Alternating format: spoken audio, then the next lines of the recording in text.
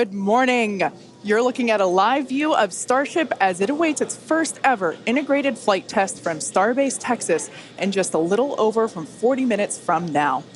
Today, we're hoping to see our Super Heavy booster and Starship spacecraft, collectively referred to as Starship, lift off together for the first time. Thanks for tuning in. I'm Kate Tice, Quality Systems Engineering Manager here at SpaceX headquarters in Hawthorne, California.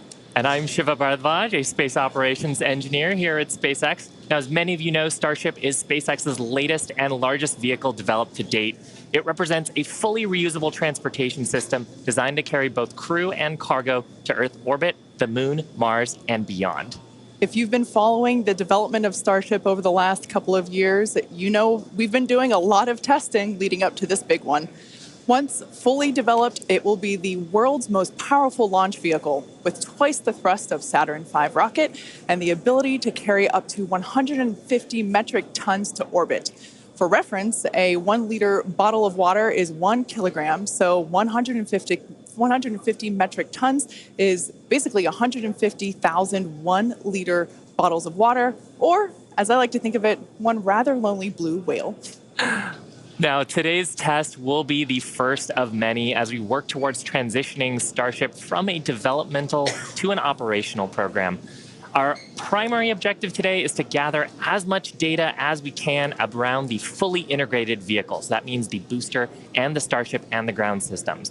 While we have flown Starship in the past, this will be the first attempt of Super Heavy and the first opportunity to validate how the two vehicles operate together. Any data that we get helps improve the future builds of Starship will be considered a success for the purposes of today's test. Every milestone beyond that is icing on the cake. The further we fly, the more data we can collect. If all goes well, today's flight test could last as long as 90 minutes from liftoff to an expected hard ocean landing for Starship. Whether we end the test with a hard landing or a rapid unscheduled disassembly, or some combination of both, excitement is pretty much guaranteed. Now, if it does all go well, Super Heavy will fire up its 33 Raptor engines, and it'll lift off from the launch pad down in South Texas. About 3 minutes into the flight, we're going to hope to see the Super Heavy separate from the Starship spacecraft. It'll then perform a flip maneuver. So there's that. You can see that on your screen. And then it'll boost back in order to make a hard landing in the Gulf of Mexico. And while that's happening, we hope to see Starship's 6-second stage engines ignite and watch as Starship coasts for about an hour at altitudes ranging between 150 and 250 kilometers before re-entering Earth's atmosphere and make its own hard landing in the Pacific Ocean about 250-ish kilometers offshore. Now, we are getting great camera views right now, but that's because we are on the launch pad, so we've got umbilicals and connections straight to the vehicle. But we aren't expecting to get very many good views once we get past booster separation. Yeah, we do promise, though, for any views that we do get, we will share them in real time. We are watching live with you all, so we're excited to see those views ourselves as well. Now, in a little bit, we are going to take a closer look at the vehicle and the launch pad. But first, today is a super exciting day. Everyone on the teams across Starship have been preparing, doing a number of tests and dress rehearsals for today's launch attempt. Yeah, that's exactly right. In fact, we saw a nice little recap of those tests in the intro video to today's webcast. For those of you that are following along, you know that many of those tests ended in those rapid unscheduled disassemblies, or RUDs, as we like to call them.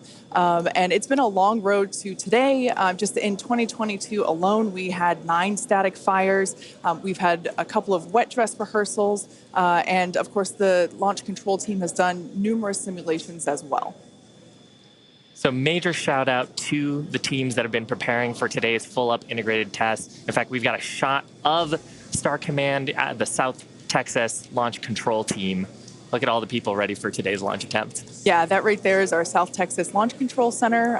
That is basically ground zero for everything that is happening today, in addition to a couple other control rooms that we have operating as well with operators on console, including the Mission Control Center here behind us here in Hawthorne, California.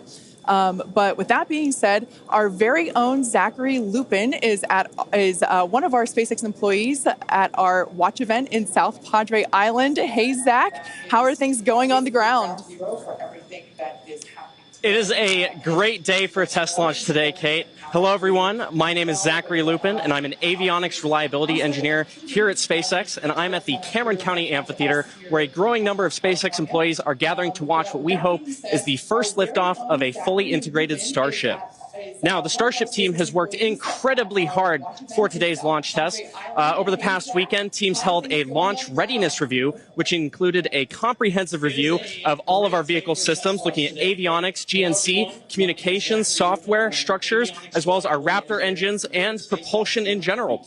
Now, we are only about 5 miles away from the launch pad, so it's a pretty good view for today. And as we get into as we start to approach T-0, everyone here is clearly very excited for the events that are happening today.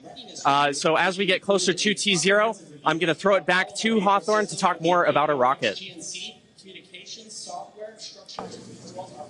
Awesome. Thanks so much, Zach. And we've actually got a little bit of a crowd forming behind us, too. Now, we've got a shot of Starship on the screen. The entire Starship structure you see is made of stainless steel. And when that's fully stacked, it stands about 120 meters tall and about 9 meters around. To help you give a sense of just how big that is, we've captured a video of some of our teams doing final integration prep work in advance of today's test flight.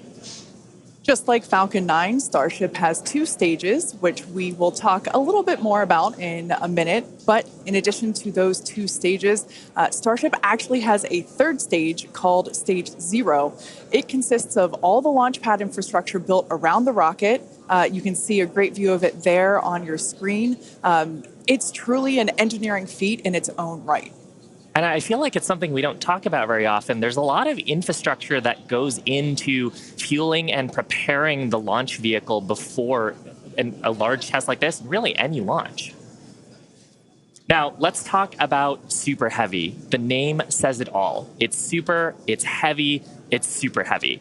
It goes by some other names, the first stage or the booster, but whatever you call it, the Super Heavy will be the vehicle responsible for powering Starship against that mighty gravitational pull we've got here on Earth.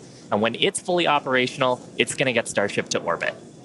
The booster alone stands about 70 meters tall and is about the same height as a fully integrated Falcon 9, but with a diameter roughly 2.5 times that of Falcon 9 and with 33 much larger engines. Yeah, and having those engines, and oh my gosh, I love this shot. We can see looking up into the launch mount at the 33 engines on the booster. Those are each of the Raptor engines that's going to power today's launch attempt. Yeah, this is an incredible view. One of my favorite views that we're going to get today. We don't have this kind of view on our Falcon 9 launches, so this is so exciting to see. You can even make out the paint markers indicating which engine is which. Like we said, there are 33 of them. So there's a lot of fire that's going to be coming out from those engines in just over 31 minutes from now. As we mentioned before, there are 33 of them on the Super Heavy, the booster, and we don't see it right now, but the cluster in the center are the ones that are actually going to gimbal and help steer the booster back down for its water landing in the Gulf.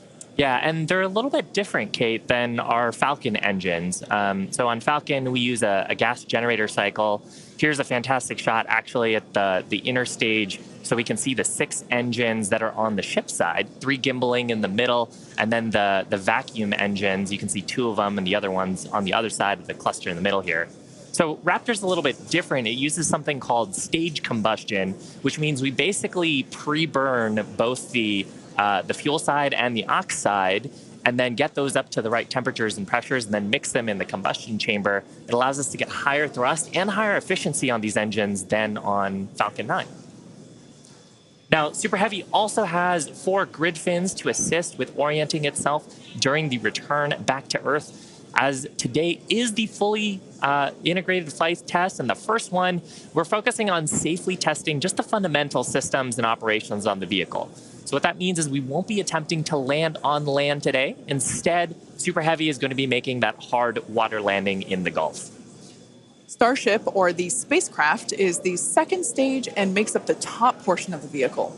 It's designed for carrying passengers and cargo between destinations on Earth, Earth orbit, and planetary destinations. It stands 50 meters tall, a little taller than the Statue of Liberty. It's comprised of 6 Raptors. We saw those just moments ago. 3 of them are optimized for sea level, and the other 3 are vacuum engines, and they're optimized to operate in the vacuum of space. They provide a maximum of 258,000 tons of thrust in vacuum. The spacecraft is also outfitted with 4 flaps to help aerodynamically control the vehicle's attitude during atmospheric flight and enable precise landing at the intended location. You can see a view of those flaps there. Now you can see the entire stack is vertical, and that's because Starship is designed for vertical takeoff and landing, as opposed to taking off and landing like an airplane. And that's really important because we don't have runways on the Moon and Mars. Fortunately, gravity at both of those destinations is not nearly as high as it is here on Earth. On Mars, it's about a third of what Earth's gravity is, and on the Moon, the gravity is just a sixth of what it is here. So Starship can take off in both of those cases without needing the super heavy booster like we need here on Earth. Now, for today's test, Starship does not have its landing legs attached, and that's because we aren't going to be attempting to return to the launch site or land on land. It's going to be doing another hard water landing at the end of today's test. We can't wait. Starship is wrapped in a heat shield, which is composed of 18,000 hexagonal ceramic tiles designed to insulate the vehicle during atmospheric entry, where temperatures can be as high as 2,600 degrees Fahrenheit. The hex-shaped tiles, like these ones that we have here, roughly make up about 2/3 of the vehicle. There's a couple of different geometries. The one that I have is for the circular portions of the vehicle, so it has this curvature to it, and the one that Shiva has. Yeah, this kind is a hexagonal shape, and there's several thousand of these all across the body of the vehicle. And it's worth saying we need these because when a spacecraft re-enters from orbital velocity, it's going faster than the speed of sound and causes a lot of heat to build up that has to get dissipated by these heat shield tiles. Yeah, one thing that's really cool about these is they're super lightweight. Even just holding them, we're able to even just like hear how hollow they are because of the construction. But they do a great job of dispersing that heat during that atmospheric reentry. We actually produce these in-house at what we like to call the SpaceX bakeries. And they're located in Texas and Florida. So it's something that we designed and build in-house. And like we said, there's thousands of them. You can kind of see them on the exterior of the vehicle. So at this point in time, we are at T-minus 27 minutes and 18 seconds. So let's head on over to John Innsbrucker for an update on the countdown. Hey, John. Thanks, Kate, and good morning. I'm John Innsbrucker, Principal Integration Engineer here at SpaceX. We're currently loading propellant from the ground system into both the first and second stages. Now, both vehicles use the same 2 propellants. Our fuel is liquid methane at a temperature of just over 100 kelvins, or about minus 272 degrees Fahrenheit. Now, this is a different fuel from Falcon 9, where we use RP1 kerosene. And our oxidizer is liquid oxygen, the same as Falcon 9. But because there's no oxygen in space to support combustion, we have to bring our own. Now, a little bit of a recap. We did the go, no go poll at T-minus 1 hour and 45 minutes. And once the team gave their goes, we polled about 20 folks. We started loading propellants onto the booster at T-minus 1 hour and 39 minutes. And at T-minus 1 hour and 22 minutes, we began propellant loading of the ship, the second stage on Starship. Now, LOX loading of the second stage main tank is almost complete right now, but we'll actually stretch it out and wrap it up and finish at T-minus 5 minutes. And then at T-minus 3 minutes, as the booster finishes loading, the vehicle will be fully loaded with just over 10 million pounds propellant. Now, currently in the countdown, we've just passed the T-minus 26 minute mark. The good news is weather's looking good. You can see the blue skies there on the camera views from the drone. The only thing we're watching is winds. They are within limits at ground level. We expect they may pick up a little bit as we get farther into the window should we need to go that far.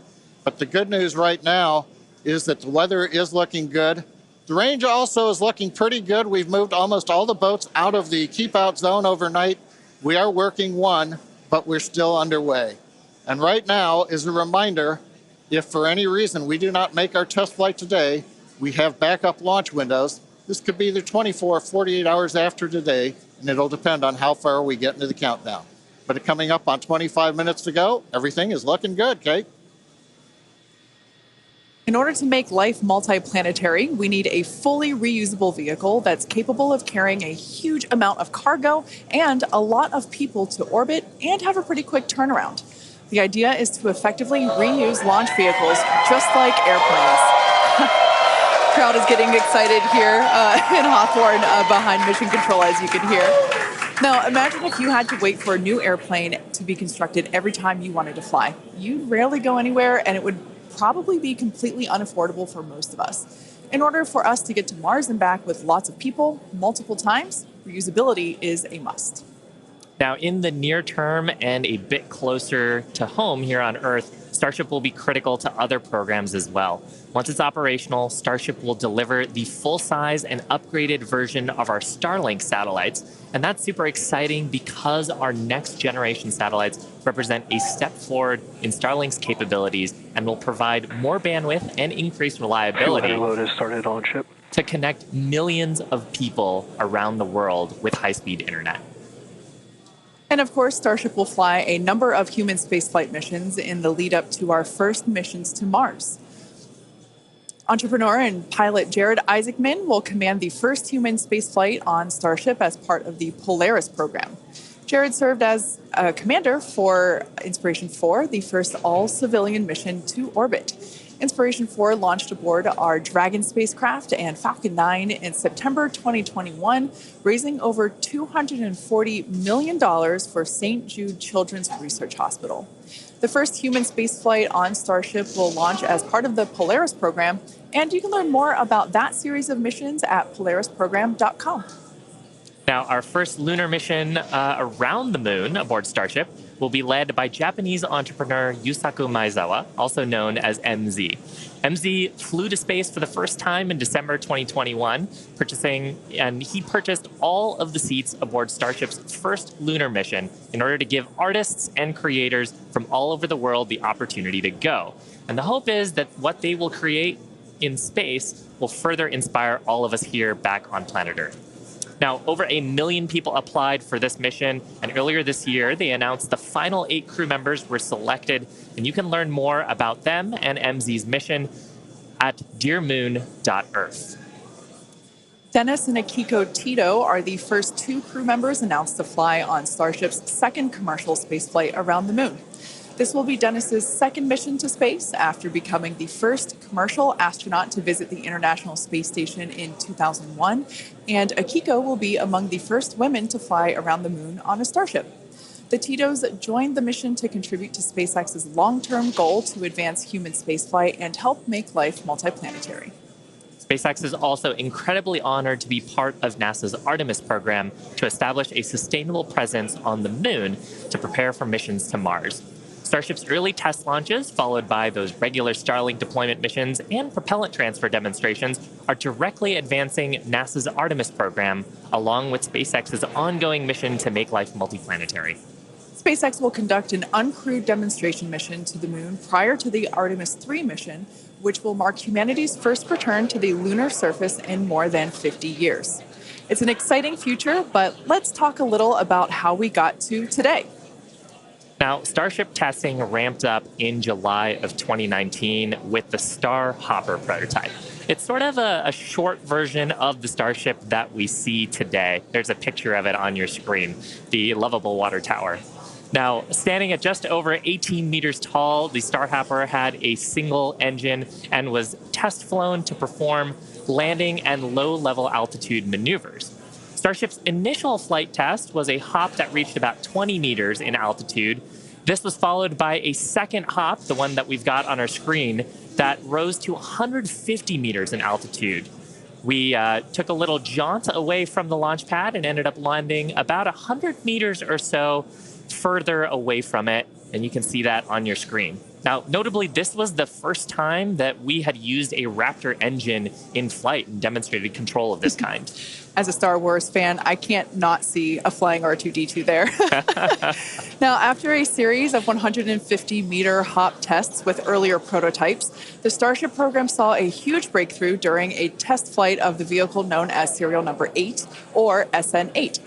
SN8 demonstrated a first-of-its-kind controlled aerodynamic descent and landing flip maneuver. Yes, I'm talking about the belly flop.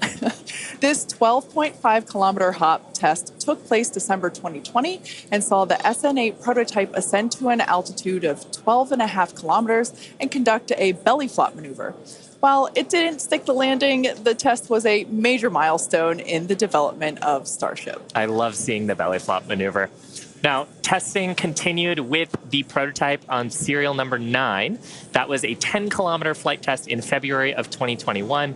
We had a nominal ascent, engine cutoff, reorientation, and controlled descent were stable.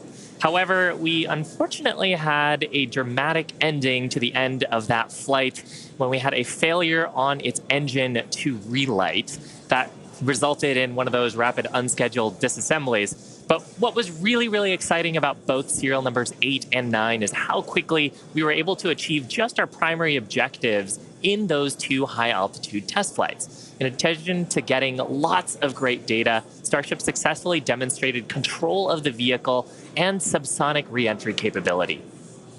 Ultimately, we performed 9 Starship high-altitude test flights in total, and in May of 2021, SN15 launched from Starbase, reached an altitude of about 10 kilometers, performed a number of maneuvers, and safely returned to the launch site.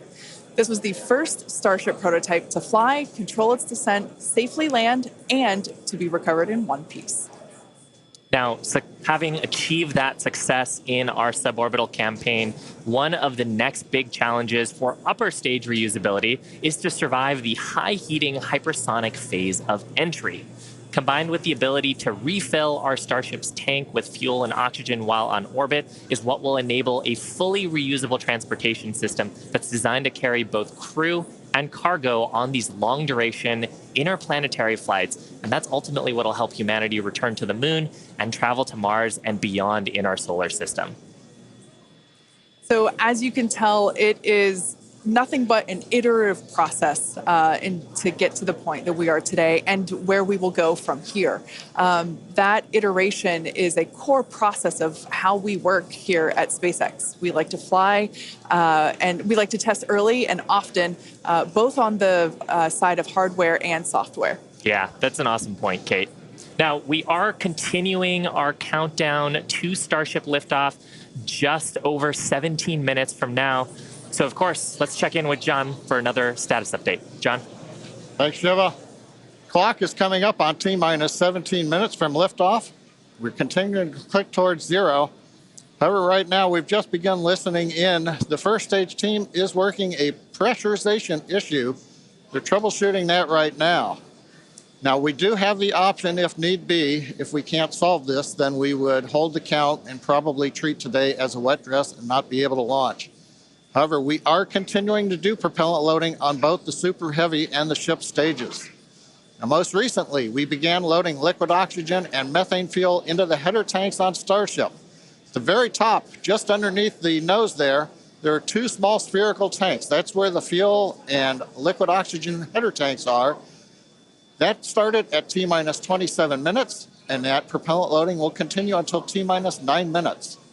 We'll also continue loading the main tanks of the Starship second stage, although they're pretty much full right now. Everything will drain back as we get ready for launch at T-minus 5 minutes. Now, on the first stage, we're continuing to load the massive amount of propellant onto the Super Heavy booster. That's going to continue until T-minus 3 minutes. You can see the frost line on some of the views as both liquid methane and liquid oxygen go into the tank.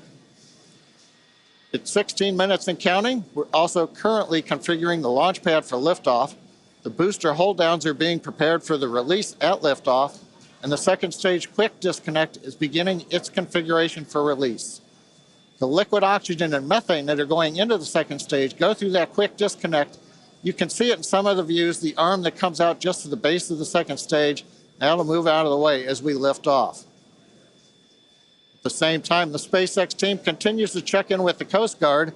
We're working one boat that's in the safety perimeter. They are working to get that boat out of the way. We cleared several other boats out overnight. We're down to one, and we expect that'll be clear so that we can proceed with launch out over the Gulf of Mexico. But as a reminder, T-minus 15 minutes, 10 seconds and counting. We are working an issue on the first stage, and we'll bring an update as we get more insight into that issue. Now, today's test flight is taking place out of our Starbase facility in South Texas, and that facility has gone through a tremendous amount of change and growth in a really short period of time. Yeah, I mean, 3 years ago, not much even existed there. It was a very different scene, as you can see by that photo there on your screen. Fast forward to today, and the team is building out an entire production line. Yeah, last year they built 4 Starship Super Heavy boosters, 5 Starships, our 200 Raptor 2 engine, and this year they're targeting 5 boosters, 8 Starships in production for 2023. And really, you do need a production system to rapidly iterate, like we were talking about earlier, on the design of the vehicle as we learn more about it from these large tests. Yeah, absolutely. Pulling on my industrial engineering background, system fill is something that is critical to that goal. Being able to produce and launch multiple Starships means that we have to have a system full of those production vehicles, and we iterate on each one. So even the next Starship that will fly in whatever the next test is will be different than the one that you see there on your screen now. Now, the employees who have been at SpaceX a while say that Starbase does remind them of the early Falcon 1 days, except moving a whole lot faster. The team at Starbase is expanding as fast as the facilities are, and if you've ever wondered what life at Starbase is like, here's a quick peek.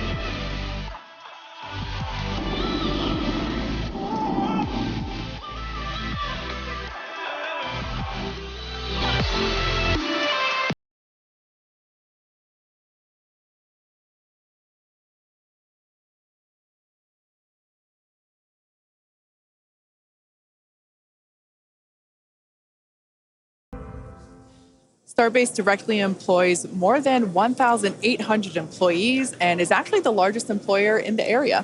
Yeah, and from that video, you can really tell, like, it's a beautiful location. It's close to the ocean. There's tons of wildlife. And that's because being close to the equator is actually a fantastic way to get to orbit. Yeah, I love that we have so many employee events that allow us to participate with ocean cleanup and other environmental efforts there. We'd also like to thank Cameron County for being so supportive for all of our work in that area.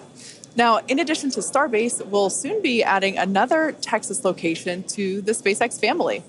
We're opening a new facility in Bastrop, Texas, just outside of Austin, to support Starlink hardware production.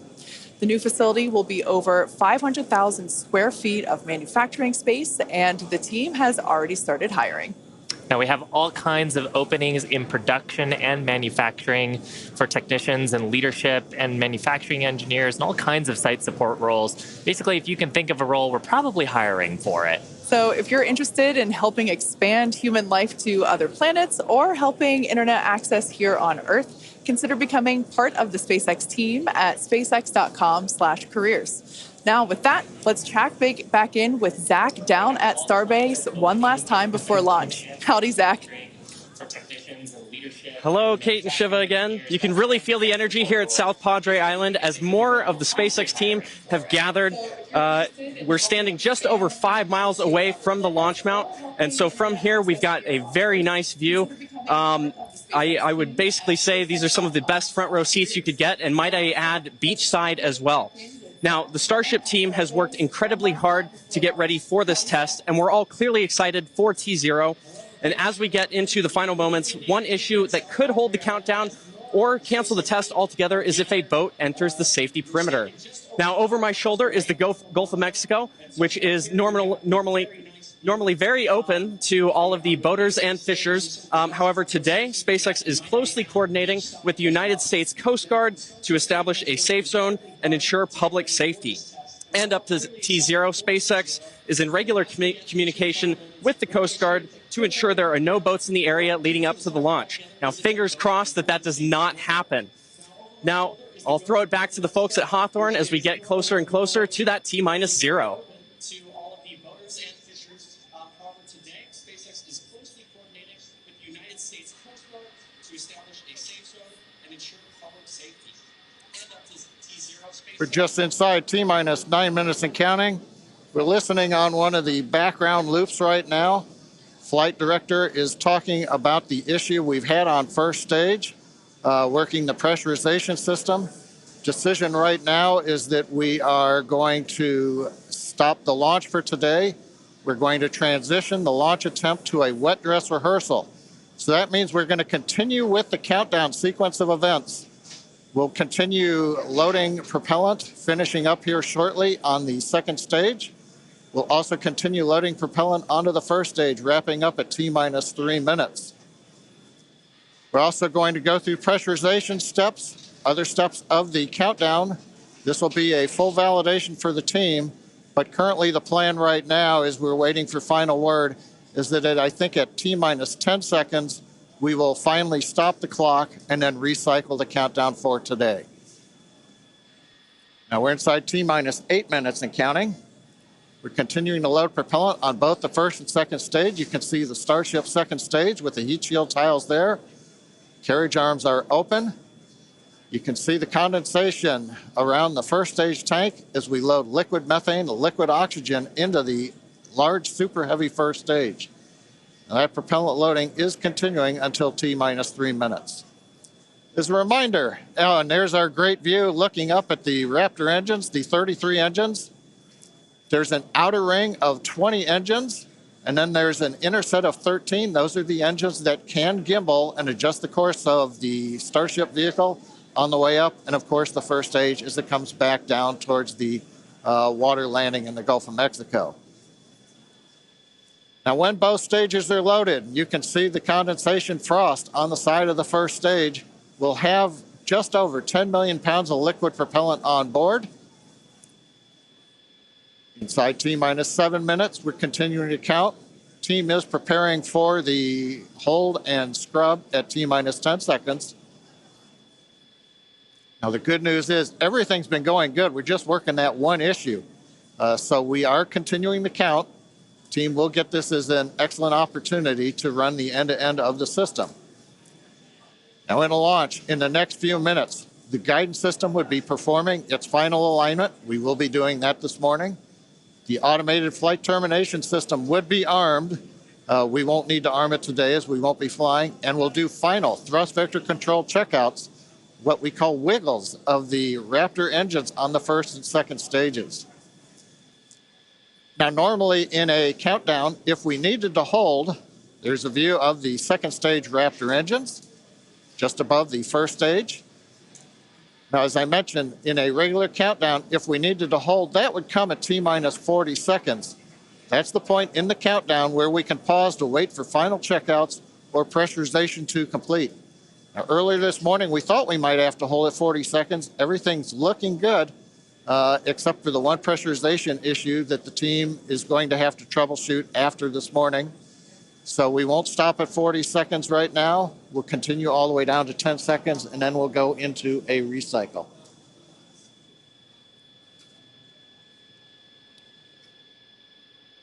John, you mentioned that we're going to be jumping into a wet dress rehearsal here, and I actually now think we're coming up T-minus 5 minutes. Overall, though, Kate, Shiva, it's been a good day. It's a little sad listening to the flight director say that we're going to have to stop at 10 seconds. But I guess that's for everybody. It gives us a real run-through of the launch vehicle. Yeah, it's unfortunate. Of course, we wanted to see fire today and lift off, but that's okay. The point of the countdown is to allow the teams to progress to that T0 time in a coordinated fashion and really to unveil any issues prior to the ignition sequence. So the countdown did its job today. It allowed us to identify that press issue, and like John mentioned, the teams are going to work through it, and we are going to basically call it off at T-minus 10 seconds. But the integrated launch teams and us, we are going to treat this as if it were still a launch day. We're going to do this, what we now call a wet dress rehearsal. Yeah, and we've mentioned the term a couple of times here. We call it a wet dress rehearsal because we are wetting the propellant tanks. We are loading propellant into the vehicle. We've talked about the frost line a little bit here. That exercises the stage 0 system, the ground system, all of our infrastructure that loads propellants onto the pad. That exercises our procedures for the mission control teams. We're monitoring telemetry on the mission control consoles, looking at the pressures and the rates and the temperatures. And some of those things look a little bit different when you're getting up to the pre-flight pressurization levels and full propellant load. So we're learning things today about the integrated tests that are going to set us up for success in a future attempt later on, hopefully in the next 48 hours or so. And Kate, like it's also worth mentioning here, we're still going to take the count through to a pretty around the T-minus 10 second mark. So we're really going to exercise everything that we would up until that point in the vehicle states and ground procedures. Yeah, it's like we said before, any data that we can collect today is super helpful. And that's exactly what we're doing. We are continuing to collect this data and allow the teams to have be better informed for the next attempt. Unfortunately, due to the needing to recycle the propellant, we are looking at a minimum of 48 hours until we are able to attempt this flight test again. So we're not quite sure what that timing will be at the moment, but we're looking at a minimum of 48 minutes. Or excuse me, of 48 hours at this point in time. But Shiva, exactly as you said, things look a little bit different on launch day. And we allowed the countdown to do its job, to basically get to this point, to allow the teams to work through the issues. And we're going to continue, like we said before, we're going to continue all this down all the way to T-minus 10 seconds. And that will really allow the teams to pretend like this is launch day and continue and gather that data. Yeah, Kate, on the one hand, it's a little bittersweet. On the other hand, we watched them go all the way through. First stage propellant load, just now wrapping up. The second stage, even the header tanks up under the nose of the Starship that you can see on the monitors. Actually, that all went very well today. The weather was excellent. Everything was looking good. Sadly, we just have the one issue, but that is letting the team continue to count down. And we're going to continue with it here until we get the clock hold at T-minus 10 seconds. Yeah, so for those of you that have just joined us, we're now at T-minus 1 minute and 30 seconds to what would have been the launch of our Starship flight test. But unfortunately, due to a stage 1 issue, we are going to utilize today as a wet dress rehearsal. Instead, we are not going to attempt launch. The teams are basically saying that we're scrubbing our launch attempt for today, and we are expecting a minimum of 48 hours in order to recycle. So it's all good news, though. There's nothing really to be sad about other than we had hoped to be able to lift off today, but that's okay. Now, one thing to point out for folks, when we do come back, when we clear this and we fly, one of the things you'll hear in the last minute, you won't be hearing us because we'll be listening to the countdown. But at T-minus 30 seconds, that's when the flight director would give the final go for launch. Love to have heard that this morning, but it's something to look forward to. Absolutely. The other thing to look at is at T-minus 6 seconds, we begin lighting the engines. Up on your monitor, you can see there, T-minus 40 seconds. We did hit the 40-second hold point, and they are holding for a moment. In the end, they will release that hold. We'll go the last 30 seconds. But yes, when we do get to day of launch, the last thing to look at is in the last 6 seconds, light the Raptor engines in succession. So unlike Falcon 9, we're going to have to do that a little longer.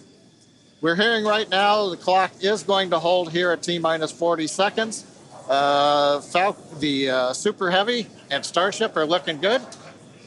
So with that, Kate, it's been a fast-paced morning. We got through it fairly quickly. But at this point, we're going to have to call it a morning. Yeah, that's right. So for those of you that have recently just joined us, we unfortunately had a hold on the countdown today, and that is going to scrub our launch attempts. But we are expecting a minimum of 48 hours in order to recycle. So be sure to keep an eye on our social channels, and we'll share information as soon as it becomes available. Until then, stay safe, and we'll see you soon.